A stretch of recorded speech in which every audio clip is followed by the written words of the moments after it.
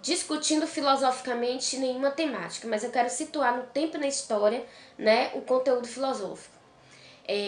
Assim como a gente tem uma história dita universal da humanidade, a própria história do pensamento filosófico acompanha esses contextos e esses fatos, né, que marcam toda a trajetória da nossa civilização.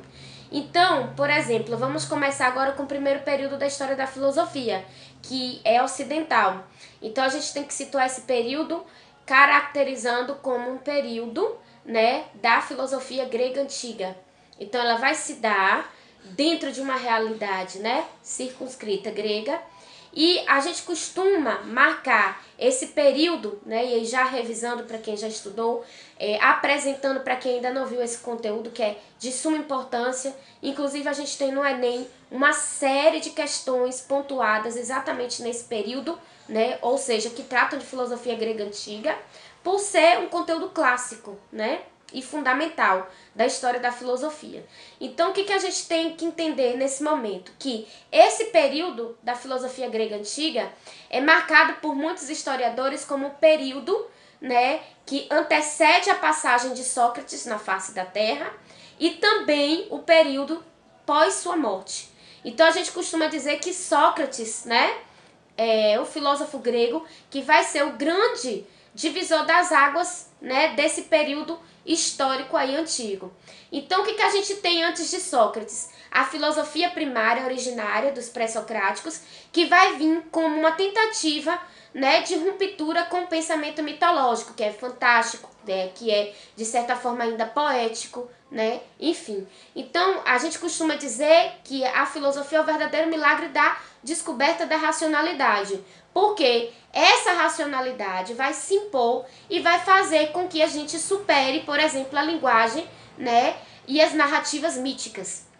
Então, quem é que vai filosofar inicialmente, né? O primeiro filósofo e mais imponente, Tales de Mileto.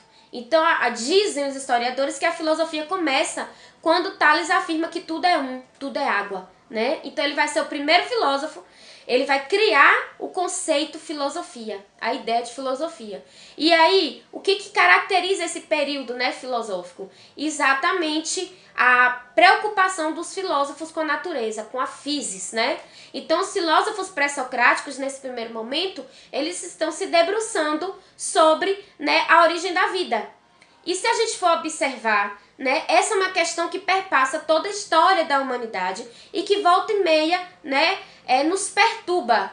Então, assim, querendo ou não, a gente está tendo hoje que discutir sustentabilidade, ecologia mental, social e ambiental. A gente está discutindo aqui no nosso país, por exemplo, né, uma pandemia provocada por um vírus. Isso é algo, né, que pode ser artificial, mas também é natural, eminentemente, né? A gente, o ano passado, teve aquele colapso por conta das barragens. Então, a natureza sempre está em evidência.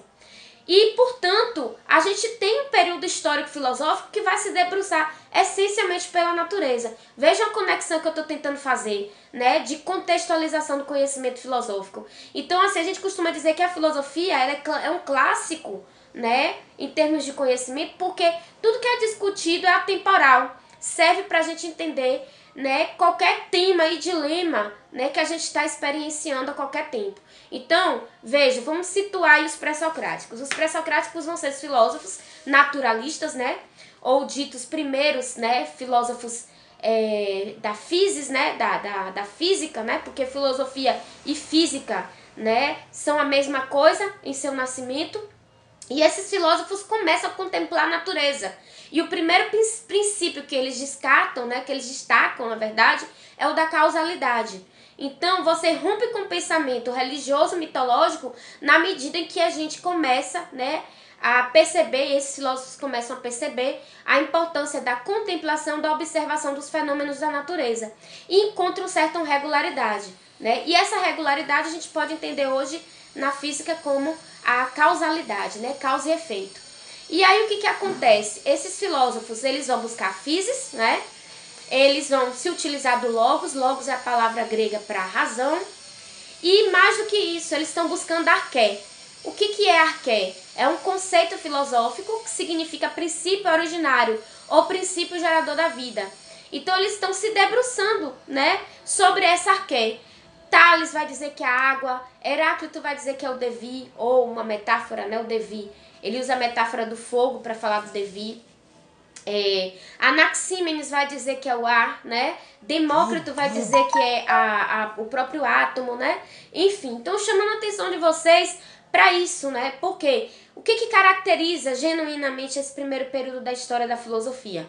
Exatamente o fato dele ser cosmológico, ou seja, um estudo racional sobre tudo aquilo que compõe o cosmos, né? E a gente está falando aí de uma filosofia física, material, a gente não pode esquecer disso. E tudo isso vem à tona e pode ser aplicável, né? Inclusive em redação, já caiu como um tema da redação da Unicamp, por exemplo, a questão da água, a importância da água. E eu me lembro que um dos meninos que tirou uma maior nota nessa redação, ele argumentou exatamente utilizando, né, as reflexões de Tales de Mileto. Então, assim, a gente tem que olhar a filosofia de uma forma favorável a gente, né? Inclusive para ser instrumental, para o decifrar, para o colaborar com as outras, né, disciplinas.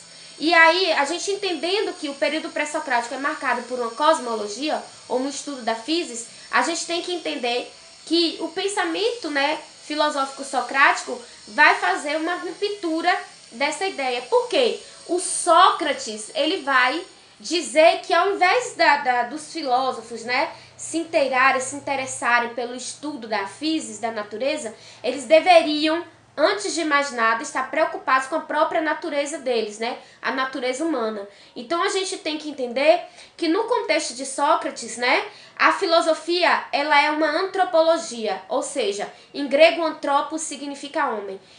Antropologia seria um estudo, né, racional do homem ou da natureza humana. Então o que Sócrates faz? Desloca o centro da reflexão filosófica da physis e orienta para o antropos, ou seja, para a natureza humana. Isso vai ser um verdadeiro marco. Então dizem que a filosofia passa a ser mais humanista, né? Ou humanística. Por quê? Ela passa a refletir, a ser essencialmente, né, ética, moral, direito, principalmente pautando na ideia de cidadania, política e justiça. Então o Sócrates, ele faz uma verdadeira reviravolta, né, quando se fala do progresso do pensamento filosófico. Então aqui as questões agora passam a ser, né, humanas em Sócrates, né? E aí a gente tem toda uma preparativa do Sócrates para a sua ideia de maiêutica, né? A gente precisa considerar a ironia socrática, né, que cai muito em vestibular no Enem. A gente precisa entender o que é essa ironia, que nada tem a ver com comédia, com sarcasmo. O que é a ironia socrática? É aquela ideia do Sócrates de se dizer, se arrogar ignorante, que a gente sabe que ele não era coisa nenhuma. Então a ideia de, eu nada sei, na verdade era um subterfúgio para fazer com que o oponente, né, dialogasse, para que ele fizesse uso do método que ele instaurou, que é o primeiro método de filosofar, que é a dialética, né? Que a dialética é esse jogo de diálogos, né? E de proposições contrárias, até se chegar a uma síntese.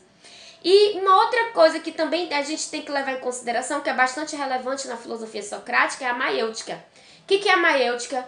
A arte de fazer, né, o seu pensamento aflorar, vir para fora, né? A arte literalmente de parir ideias, né, conceitos, reflexões e pensamentos. Então, assim, isso é muito marcante dentro da filosofia antropológica de Sócrates.